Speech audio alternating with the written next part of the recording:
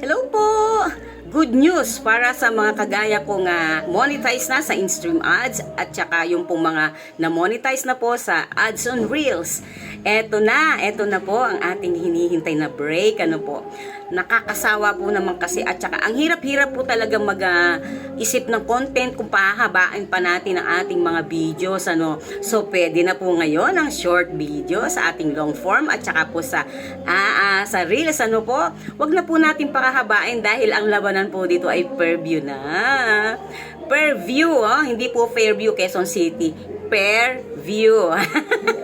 So, yun po, magandang balita po ito. So, gumawa po tayo ng magandang video na paigsiin na lang po natin. So, para po may chance na matapos naman nila yung ating mga video at maaring balik-balikan pa nila yan kung nagustuhan nila. So, kasi po pagka sobrang haba naman po, naiinip po sila, no? At saka ang hirap po mag-isip ng content. So, ngayon po magmarites lang po tayo ng konting oras. Okay na!